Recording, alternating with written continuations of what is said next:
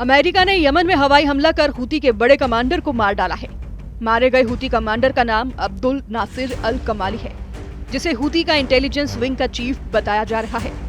इस बीच president Trump ने Iran के साथ परमाणु डील के लिए ओमान में होने वाली बैठक की जानकारी दी है। उधर ईरान के सुप्रीम लीडर अली खामनेई ने खाड़ी के 6 देशों को धमकी दी है। अली खामनेई ने कहा है कि जो देश अमेरिका को हमले के लिए जमीन और हवाई क्षेत्र इस्तेमाल करने देगा, उसे ईरान नहीं छोड़ेगा। खामनेई की धमकी के बाद तुर्की के राष्ट्रपति एर्दोआन भड़क गए हैं। सुपर पावर के जंगी जेट लाल सागर से उड़ते हैं, यमन में मंडराते हैं, हूती पर बम बरसाते हैं। बारूदी धमाके से धरती फटती है, तबाही मचती है, मगर जैसे ही धमाके का शोर थमता है, जवाबी हमला इससे भी जोरदार होता है। हूती की मिसाइलें उड़ने लगती हैं। रॉकेटबाज ऐसा करारा जवाब देते हैं कि अमेरिका और इजराइल दोनों सहम जाते हैं। दुनिया की सबसे ताकतवर लीडर ट्रंप के लिए ये युद्ध भी मुसीबत बनता जा रहा है। ट्रंप को एक बार फिर से ईरान ने जोर का झटका दिया है। जिसे ट्रंप एटमी बम वर्षक के धमाके दिखा रहे थे, जिसे ट्रंप ने जंगी बेड़े भेजकर डरा रहे थे, ट्रंप ने जिसे धरती से मिटा देने की धौंस जमाई, उसे ईरान ने सुपर पावर से सीधी टक्कर लेने का ऐलान कर दिया है। ईरान के सुप्रीम लीडर अली खामनेई ने तमाम दुश्मनों के नाम पैगाम जारी कर दिए हैं। ईरान के सुप्रीम लीडर अली खामनेई ने तमाम दुश्मनों के नाम पैगाम जारी कर महायुद्ध की चेतावनी दे डाली है।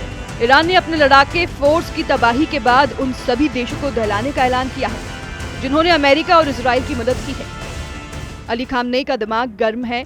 व्हाइट हाउस में नेतन्याहू और ट्रंप की मुलाकात का वीडियो सामने आने के बाद खामनेई का खून खौल गया है।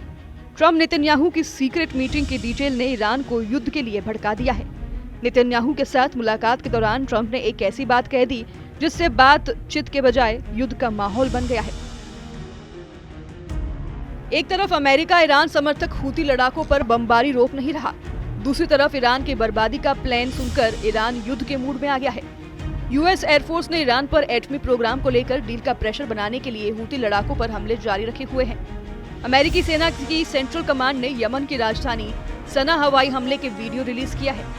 मीडिया रिपोर्ट्स के मुताबिक अमेरिकी हमले में 69 लड़ाके मारे गए हैं। ट्रंप ने नेतन्याहू से मुलाकात में साफ किया है कि ईरान अब बेहद खतरनाक हो चुका है। अगर ईरान ने एटमी डील नहीं की तो हालात परमाणु युद्ध तक के बन सकते हैं, जिसके बाद ईरान ही नहीं खाड़ी के कई मुल्क खाक में मिल सकते हैं। ट्रंप ने दावा किया है कि ईरान को एटमी डील के लिए वो मजबूर कर देंगे। उधर अमेरिका के राष्ट्रपति डोनाल्ड ट्रंप ने कहा कि हमारी ईरान के साथ सीधी बातचीत करने की शुरुआत हो चुकी है। ये शनिवार को शुरू होगा। हमारी एक बहुत बड़ी बैठक है और हम देखेंगे कि क्या हो सकता है। और मुझे लगता है कि हर कोई इस बात पर सहमत है कि सख्ती करने की तुलना में सौदा करना बेहतर होगा। और लड़ाई ऐसी चीज नहीं है जिसमें मैं शामिल होना चाहता हूँ। और सही बताऊं तो इजराइल भी नहीं चाहता अगर वो इससे बच सकते हैं। इसलिए हम देखेंगे कि क्या हम इससे बच सकते हैं।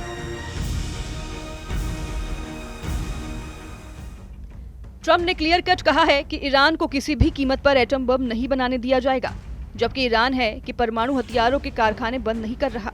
ईरान न्यूक्लियर प्रोग्राम पर ट्रंप से बातचीत के लिए भी अपनी शर्तों पर तैयार हुआ है। ट्रंप ने कई बार ये धमकी दी कि ईरान उनसे एटमी डील पर सीधे बात करे, जबकि ईरान ने तीसरे पक्ष की मौजूदगी में एटमी डील के हक में है। ईरान ने अमेरिका को ओमान में परमाणु प्रोग्राम पर बातचीत के लिए बुला भी लिया है, लेकिन खामनेई एटमी प्रोग्राम को बंद करने की बिल्कुल भी मूड में नहीं है। ईरान के विदेश मंत्री सईद अब्बास अरागाची ने ट्रंप को 2 टूक लहजे में मैसेज दिया है कि ईरान का परमाणु कार्यक्रम शांति के लिए है, जिसे जारी रखा जाएगा।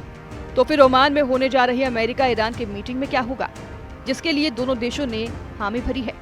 ईरान के विदेश मंत्री ने सोशल प्लेटफॉर्म पर मैसेज देकर कहा है कि गेंद ट्रंप के पाले में है, तय उन्हें करना है कि युद्ध होगा या फिर शांति। ईरान की अचानक आक्रामक रुख अपनाने की वजह से यमन में अमेरिका को मिली नाकामी मानी जा रही है। 15 मार्च से अमेरिका ने यमन में हूती लड़ाकों पर बमबारी शुरू की। पहले जंगी जेट और फिर एटमी बम वर्षक से बारूद बरसाकर ट्रंप ने हूती लड़ाकों का सफाया किया। हालांकि 3 हफ्ते से ज्यादा चले हमले में अमेरिका को हासिल कुछ नहीं हुआ। हूती लड़ाकों ने जवाबी हमलों में अमेरिका इजराइल को दहला रखा है। लाल सागर में अब भी अमेरिका के जहाज सलामत नहीं है। हूती की मिसाइलों ने इजराइल और अमेरिका के ड्रोन और मिसाइलों को तबाह कर डाला है, जबकि हूती से लड़ाई में अमेरिका के $1 अरब से ज्यादा रकम बर्बाद हो चुकी है। अमेरिका ने हूती के खिलाफ ऑपरेशन में अपने 6 परमाणु बम वर्षक और 2 जंगी बेड़े लगा रखे हैं। अमेरिका दावा कर रहा है कि अब तक हूती के 80 टॉप कमांडर मारे जा चुके हैं। हालांकि हकीकत में अब तक Houthi chief Abdul Malik Houthi को अमेरिका छू तक नहीं पाया है। हुती चीफ की बात तो दूर है, सुपर पावर के हाथ अब तक हुती प्रवक्ता याह्या सिर्री भी नहीं लगा है। असलियत में अमेरिका को हवाई हमले में कुछ खास कामयाबी नहीं मिली है, जिसे देखते हुए ईरान भी अटैक मोड में आ चुका है। सुप्रीम लीडर अली खामनेई ने तो अमेरिका से दोस्ती निभाने वाले 7 मुसलमान देशों के लिए धमकी भरा पैगाम भेज दिया है। रॉयटर्स की रिपोर्ट के मुताबिक ईरान ने इराक, कुवैत, संयुक्त अरब अमीरात, कतर, तुर्की और बहरीन को संदेश भेजा है। ईरान ने कहा है कि अगर ये देश अमेरिका को अपनी जमीन या हवाई क्षेत्र इस्तेमाल करने की इजाजत देते हैं तो ईरान इसे अपने खिलाफ युद्ध मानेगा। खामनेई के मैसेज से ये भी साफ है कि ईरान युद्ध के लिए तैयार हो चुका है। पड़ोसी देशों ने अमेरिका की मदद नहीं की तो ईरान सुपर पावर को युद्ध हरा भी सकता है। खामनेई अच्छी तरह जानते हैं कि तुर्की को छोड़ सभी देश अमेरिका के पक्के दोस्त हैं, लेकिन एर्दोआन वो लीडर है जहां फायदा दिखेगा उसी खेमे में खड़े रखेंगे। इसलिए ईरान ने तुर्की को पहले ही वार्निंग दे दी है। मगर संयुक्त सेनाओं के आगे ईरान कैसे टिकेगा? ईरान की सीक्रेट पावर क्या है? नेतन्याहू ने जो प्लान ट्रंप को सुझाया है, अगर वो लागू हुआ तो ईरान को भारी नुकसान हो सकता है। नेतन्याहू ने ईरान पर लीबिया मॉडल लगाने का आइडिया ट्रंप को दिया है। लीबिया ने साल 2003 में अपने एटमी प्रोग्राम खत्म कर दिए थे। लीबिया के न्यूक्लियर उपकरणों को दूसरे देश में भेज दिया गया था। असल में लीबिया के न्यूक्लियर प्रोग्राम की शुरुआत होती उससे पहले ही तालाबंदी करवा दी गई थी। वहीं ईरान एटम बम बनाने के लिए कई सालों से जी तोड़ लगा हुआ है। ईरान ने अंडरग्राउंड एटमी तहखाने बना रखे हैं। ईरान के कई एटमी साइटें अब भी दुनिया को पता तक नहीं है। ऐसे में लीबिया मॉडल से ईरान पर कंट्रोल करके भी सिक्योरिटी की गारंटी नहीं है। शायद यही वजह है कि ट्रंप अब ईरान का न्यूक्लियर प्रोग्राम तबाह कर सकते हैं। ट्रंप ने नेतन्याहू का जिस स्टाइल में वेलकम किया, उससे ये सिग्नल मिला है कि व्हाइट हाउस में जब नेतन्याहू की अगवानी करने ट्रंप पहुंचे थे तो उन्होंने अपना मुक्का दिखाया, जिसे दुश्मनों को कुचल डालने का ट्रंप स्टाइल कहा जा रहा है। ट्रंप गाजा का हाल देखकर ईरान को सरेंडर करने को कह रहे हैं। ट्रंप ने दावा किया है कि गाजा युद्ध किसी भी दिन खत्म हो सकता है। उधर ट्रंप का दावा है कि मैं गाजा युद्ध का अंत चाहता हूँ। मुझे लगता है ये दिन ज्यादा दूर नहीं। बंधक संकट अभी भी है, जिन्हें बाहर निकालने की कोशिश जारी है। हमने बहुत से बंधकों को निकाला है, लेकिन इसमें समय लगेगा। बहुत लंबा इंतजार नहीं करना होगा। इजराइल ने आधे से ज्यादा गाजा पर कंट्रोल कर लिया है। गाजा में इजराइल सेना खंडहरों की सफाई कर साफ मैदान बना रही है। कब्जे वाले पूरे इलाके में इजराइल सिक्योरिटी जोन बनाकर बड़ी सेना तैनाती करने जा रही है।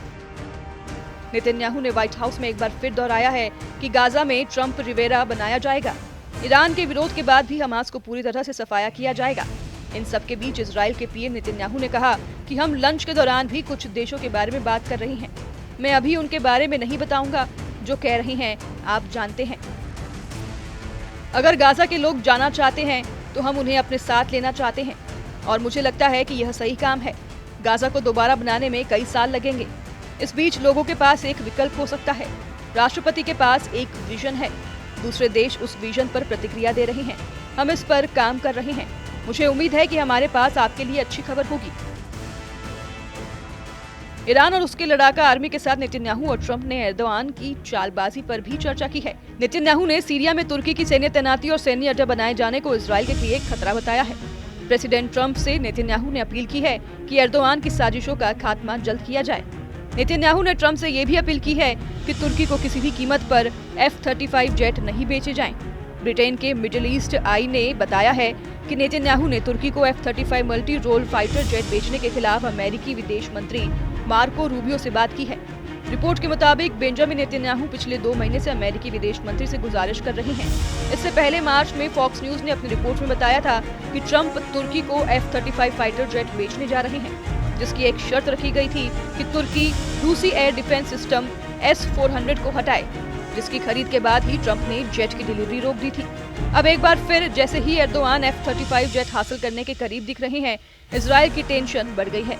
तुर्की ने सीरिया में तख्तापलट के बाद जिस तरह से सैन्य विस्तार किया है, जिस तरह तुर्की सैन्य अड्डे बना रहा है और सीरिया के लड़ाका ग्रुप्स को गठजोड़ बढ़ा रहे हैं, नेतन्याहू के लिए सिरदर्द बनता जा रहा है। नेतन्याहू जानते हैं कि तुर्की से टकराना इजराइल के लिए आसान नहीं। एर्दोआन के पास एटम बमों की भी भरमार है। नेटो देशों के सदस्य तुर्की के पास अमेरिका के दिए 100 एटम बम हैं। वहीं इजराइल के पास कुल 90 परमाणु हथियार होने की जानकारी दी जाती है। तुर्की हाईटेक वॉर में भी इजराइल से कमजोर नहीं। तुर्की के ड्रोन दुनिया में सबसे घातक माने जाते हैं। ऐसे में अगर अमेरिका ने एर्दोआन की नकल जल्द नहीं कसी तो ईरान से पहले तुर्की ही इजराइल को फोड़ डालेगा। एर्दोआन के इरादों को भांप चुके नेतन्याहू चाहते हैं कि ट्रंप जल्द से जल्द तुर्की को सीरिया छोड़ने का ऑर्डर रिलीज कर दें। तय ट्रंप को करना है कि किस फ्रंट पर बात करेंगे, किस फ्रंट पर बम बरसाएंगे। वहीं ईरान ने अपने युद्ध की तैयारी का ट्रेलर 6 मुस्लिम देशों को धमाका कर दे दिया है। Bureau report, news 18।